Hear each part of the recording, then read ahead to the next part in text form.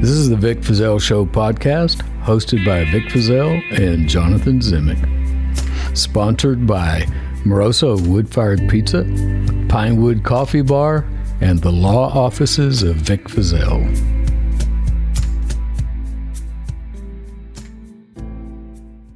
So, Vic, you have found an incredible article posted September 18th, 2019. That's true. This article came across the internet just yesterday. Henry Lucas, still in the news. This is a sad case. This is the case of a murder, apparent murder. They never found the body of a pretty little 19-year-old girl, Cheryl Scherer. Yes. Cheryl Scherer. In Benton, Missouri. Benton, Missouri. Way up in Benton, Missouri. Now, Cheryl worked at a gas station up in Missouri. Mm-hmm. She was working the day shift. Her coworker drove by at 11:30 a.m. and saw her through the window working the cash register. Could see her in there. She also saw a white compact car at the gas pumps with a man standing outside, and she thought two men sitting inside the car. Mm-hmm. These were probably the last people to ever see her alive. They may have been the people that kidnapped her. Right. Like I said, her body was never found. Right. And this is a 40-year-old case. It is. She turned up missing on April the 17th. April the 17th. April the 17th, 1979. Now, we know that Henry Lee Lucas got arrested up in Montague County on a weapons charge. Right. Now, Henry was always upset about that. He claimed it was a bogus charge, and I've read everything about it. And technically, he was guilty. He did take the firearm He did. And give it to Reuben Moore. He says, I don't want this thing. I took it so that the lady down the street wouldn't commit suicide. Her husband wanted me to take it. I took it. I gave him $20 for it. Put it in a bag, put it in your kitchen where it's here for you in case you ever need it. I don't want it. And the sheriff leaned on Reuben Moore and Faye so much for so many months, following them around. Following them. It's crazy. You know, Henry worked for Reuben Moore doing roofing jobs up in Montague County. Right. Well, Conway and even Ranger Phil Ryan was in on it by then. They basically were just harassing the hell out of Henry Lucas and Reuben Moore over the disappearance of Kate Rich. Mm-hmm. Because Henry and Becky had lived there at Kate Rich's house for a while before Kate's sister threw them out. Right. You know, so they left, and then they started living with Reuben Moore. And Henry was doing these roofing jobs. Well, he was helping Reuben Moore re-roof a school. Well, Sheriff Conway and Phil Ryan, they called the principal. So, do you know you've got a suspected killer working there around your kids? Oh, and they made Reuben Moore fire him from that job. Now, Reuben was a nice guy, and no telling how much pressure they put on him to get him to turn Henry in. Yeah. And I kind of think it was Faye more than it was Reuben, Reuben's wife. I think she was just tired of all the trouble. Yeah. I really do, because they were just harassing her and her husband to death, showing up all the time, you know. We're going to make you confess. We know you did it. Well, you know, because he was the only stranger around there. If it wasn't Henry that killed her, it was probably one of Kate's family members, which is what I always have thought. Right. I still, to this day, do not believe that Henry Lucas killed Kate Rich. Right. I may be the only one in the country, but like I said on the courthouse steps, I'll still be proven right, and I think I will on Kate and on Becky. And you've got the papers to prove it. Got the papers to prove it. So anyway, back to poor little old Cheryl Scherer. Missing from the gas station, not only was Cheryl, but all the money in the bank bag. Right. And this coworker knew that it had $480 in it. The bag was still there, but Cheryl was missing. The money was missing. Now, keep in mind, back in 79, there was no DNA comparison. That science had not been developed yet. They did try to get fingerprints off the gas pump and off the bank bag, but they weren't able to get any. I think we've talked before about how even fingerprint technology is better now than it used to be. 79. Yeah, in 79 it was all ink and doing it with your eyeballs. Now it's all computerized. Yeah. And so it's much easier to find prints than it used to be. But they didn't have DNA. Now later, like 30 years later, in 2009, they sent the bank bag off to be tested for DNA. And it did have the presence of DNA on it that was not Cheryl Scherer's and was not DNA that they could identify as anyone else's. Correct. Now, and we'll come back to that. Well, no, I think I'll talk about it now. I don't want to forget. This is so important. It is. The sheriff thinks, the former sheriff up there, his name is Ferrell, Ferrell, Sheriff Ferrell. He had interviewed Henry when Henry was in Montague. Back in 1983. Yeah. And he thinks that Henry is the killer. Right. And he says in this newspaper article, this article is from the Southeast Missourian, and it's dated September 18th, 2019. But former Sheriff Ferrell says, I wish we had something to compare that DNA to, but we don't. Mm-hmm. Well, that's not true. You can compare it to Henry Lucas's DNA. Absolutely. Because I submitted Henry for his first blood draw for DNA back in mid-90s, somewhere in there. And that's the sample that's been used to solve all these cases, 30-something so far. Yes. That Henry had confessed to, that now we know Henry had nothing to do with. Now, you won't be able to find out, Sheriff Ferrell, you won't be able to find out who actually killed Cheryl by testing this DNA. But at least you'll know it's not Henry Lucas. Right, rule somebody out. Yeah, and this family, they appreciate the work that the sheriff has done. He and even the new sheriff, a guy named Wes Dury, Drury.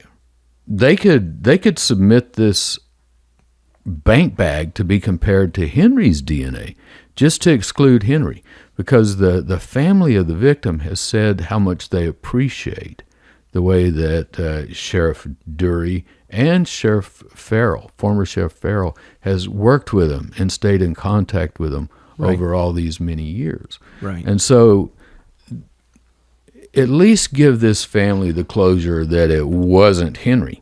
Right. And at least it's still a open case, not one that, we think Henry probably did it, so we're not going to look anymore. Right. Now, I appreciate them looking, and the reason this was in the newspaper, and I don't know what prompted this, but the sheriff's department, the state police, and get this, even the FBI. Your friends. My friends. The ones who jumped into the mix immediately when we started saying Henry hadn't killed all those people, and they started propping up Boutwell, trying to say, yes, Henry had. They arrested me because I'm the one who said that Emperor's not wearing any clothes, Yep. They arrested me for this. But I've been proven right. It's taken 40 years. And I'll be proven right on this if these two sheriffs will submit this DNA. It's not Henry. Henry was not even in Missouri then. They say, we know Henry was in Missouri. Our records show Henry was in Missouri. So I look at how they know Henry was in Missouri. Right. Well, he told us he was. Yeah. Oh, wow. Now we can take that to the bank, right? We can, with our Lucas report. Henry was not in Missouri, and we'll get to that in a minute. But send that bank bag to be compared, send the DNA you took off the bank bag to be compared to Henry's DNA, and at least exclude Henry. Now, see, Sheriff Farrell went to Montague. After Henry was arrested on the weapons charge, that's when Henry did the 2 attempts at suicide. Right. That's when Henry was being kept in the cell without any clothes and the air conditioner turned all the way up. Correct. Matter of fact, he was so upset about that even when he finally confessed to Kate Rich, the very first sentence of the typed out confession is that I'm confessing to this in a cold cell in Montague County. Yes. He made them put that in there. Reuben Moore was so concerned for him that Reverend Moore brought Henry some clothes to the jail. Is that right? Yes. Ooh. He brought him a blanket. Yeah. And the sheriff wouldn't let him have it. Phil Ryan wouldn't let him have it. And they were interviewing him 24/7. Henry says they were tag teaming him. If it wasn't Conway, it was Ryan. If it wasn't Conway and Ryan, it was somebody else. And now we know that Sheriff Bill Farrell was down there during that time. He was. Questioning Henry about all these things. Right. And so during this time, Henry's getting all these facts that are being fed to him by all of these cops from all over the country coming in to try to close their case that they're concerned about. And I understand that. I really do. When you're an elected official and there's been some pretty young person snuffed out in the prime of life and you know their parents and you want to do whatever you can to get this solved, it hurts. You carry it with you. You carry it with you for 40 years. Yes. And so that's why they were out there 40 years later digging up this farmland. Right. But based on something Henry said that I think I buried it over there. Right. You know? Right. Now here's my question. I can understand why the state police in Missouri would do that. I can understand why the sheriff would do that. But why is the FBI there? And that's a good question. This is a local murder. I mean, I know kidnapping is a federal offense, but I mean, there's a lot of kidnapping murders that are handled statewide. Why is the FBI there digging up these people's farm? It's a real good question. Yeah. I think maybe they know that. I'm wondering if the FBI is being called back in for a last-ditch effort to try to find anything to make it look like Henry Lucas might have killed somebody. That's a possibility. No, the article does say, though, that the Scott County Sheriff's Department and the FBI have received hundreds of leads on this case in particular. So I wonder if they were brought in for the quote-unquote leads. Leads, yeah. Well, whatever those leads are, it's not a lead away from Henry Lucas because these sheriffs still say they think Henry did it. Now, they say Henry told us, that he did it, but he didn't know enough details, and he couldn't. So apparently this sheriff, all I can say about him is he's a more honest man than Sheriff Boutwell. True. Because it didn't stop Sheriff Boutwell that Henry didn't know any of the details. Sheriff Boutwell, no matter how long it took him, he would feed those details to Henry and make sure Henry remembered them. Yeah. We've gone over transcripts in this podcast where Boutwell has been questioning Henry Lucas, right. and we see him feeding him the information or telling him, no, that's wrong, Henry. Think again, Henry. Right. Well, that couldn't have been it, Henry. Now, Henry did on this one say, I kidnapped a woman on 55 or something like I-55 that. between St. Louis and Memphis. Yeah. Which is a pretty large span of land, might I add. Well, good for these guys. They did go check that out. And you know what? There wasn't any woman kidnapped on that interstate during that period of time. There wasn't. Because that's not where sweet little Cheryl Scherer was kidnapped from. Yeah. Yeah, she was kidnapped from her workplace during broad daylight. And we know that Henry Lucas, we've got the records to prove that he and Otis Toole both were working in Jacksonville, Florida. Oh, there's the kicker. There's the kicker. Oh, no. We have the paperwork on April the 16th, April the 17th, April the 18th, April the 19th. Frank and Becky Powell are present in school. Right. Schools keep records. Yes, they know. Then we've also got the work records from Otis Toole to show that they were working on the 16th. They were working on the 17th. Toole is working on the 17th. Doesn't say Henry is working on the 17th. But Henry lived with Toole. Henry lived with Toole. And then we have Henry working on the 18th. And she ended up missing on the 17th. Correct. So he would have had to have driven from Florida up to that gas station, killed her without leaving any evidence, taken her out, buried her, and gotten back without being seen and was at work the next day without raising any suspicions. And I bet if we looked close enough, we could probably find something. This says where he actually was on where the he actually 17th. was on the 17th, yeah. Because we know that Toole was working in Jacksonville, Florida on the 17th. So let me ask you this, then, Vic. So you found this article, and obviously they're out there trying to find the body that what we can assume was where Henry said it was. And we have records from the Lucas report that you put together with Jim Maddox that positively says exactly where he was. So my question to you is, how is it that this information that's been around, this Lucas report has been around for decades, how is it that a sheriff in Missouri still doesn't have this information? I would hope that they just don't know about it, rather than that they know about it and they're ignoring it.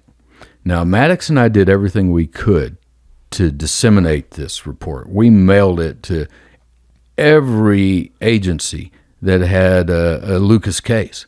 But see, that was before the internet. We couldn't spread it out on the internet.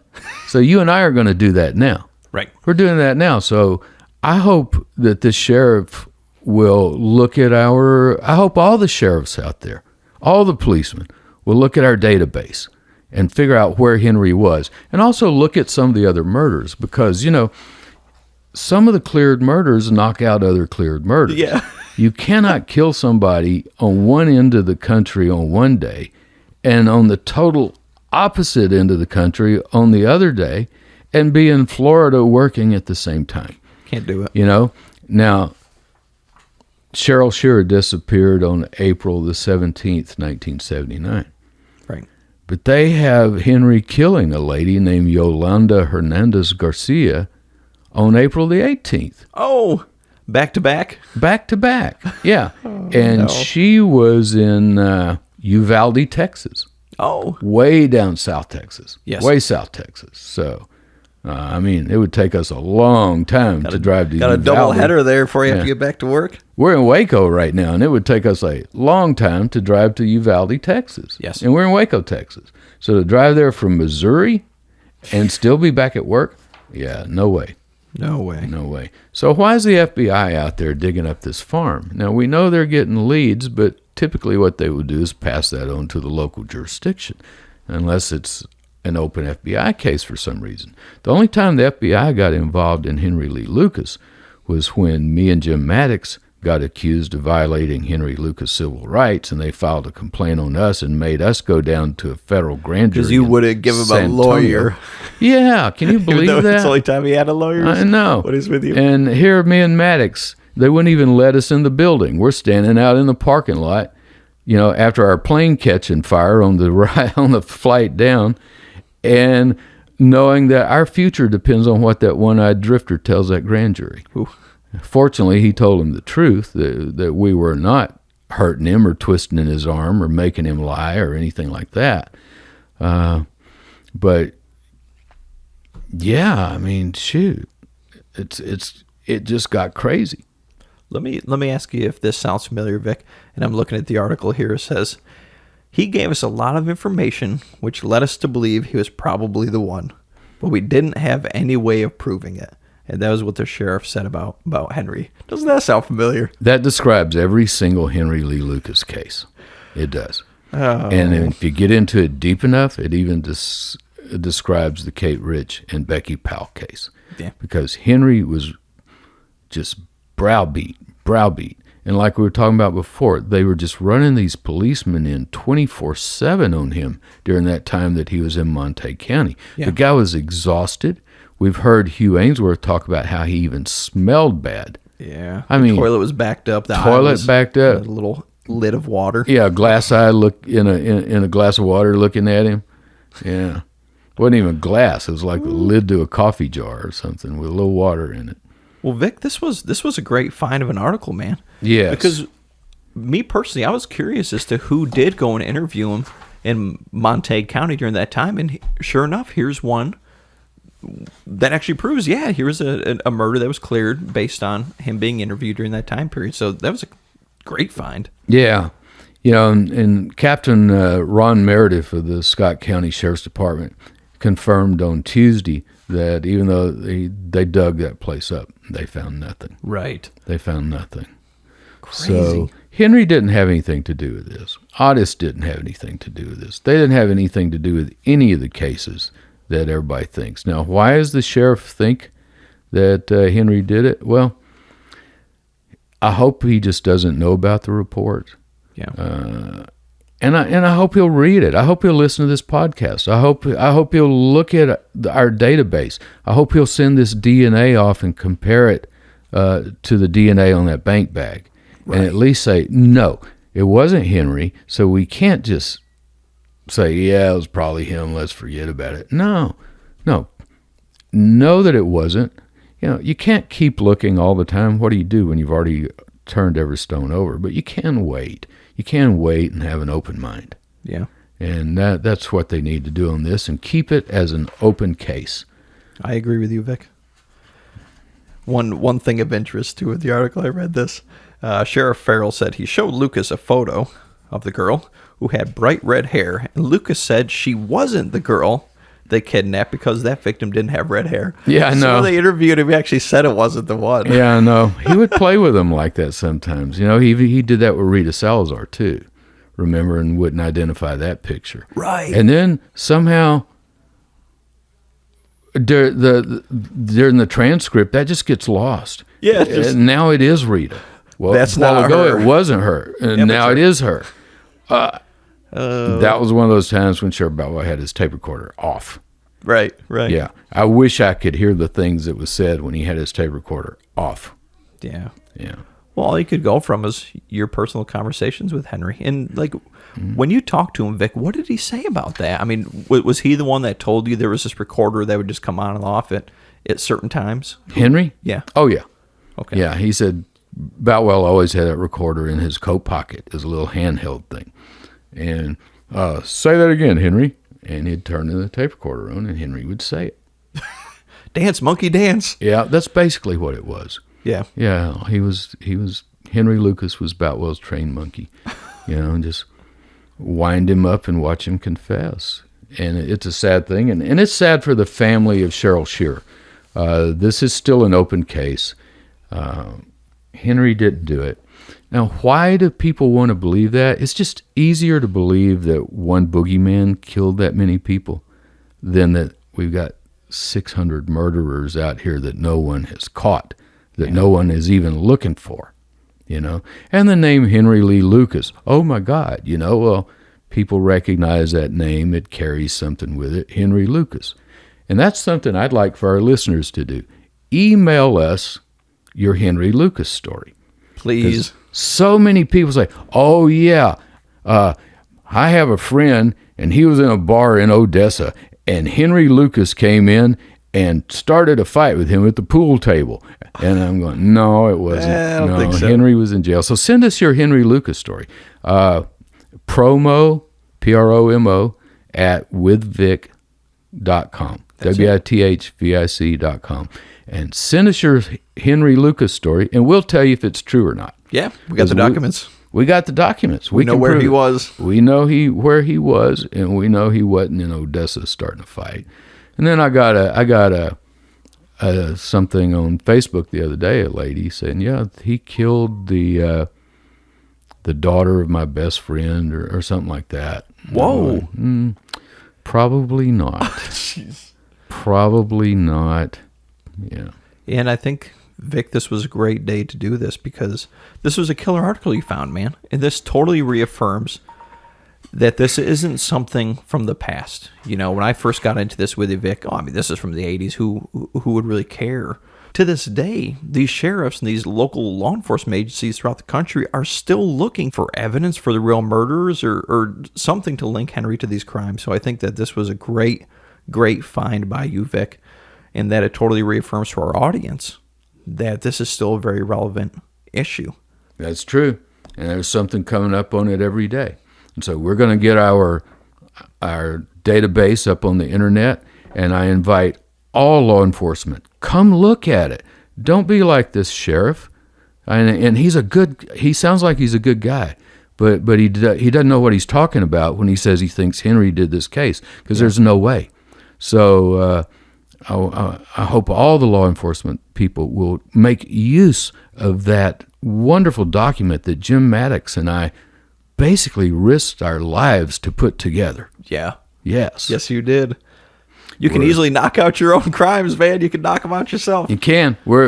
That's why we are a primary source podcast. That means we got the stuff. We've got it. We did it. We didn't just go on the internet and read about it and then parrot what we read. This is stuff we have lived. We know what we're talking about, and we got a document to prove everything we say. Yes. That's why I can be so bold with what I say. And I'll say again, if you don't like what we say about you, then you should have behaved better. I like it.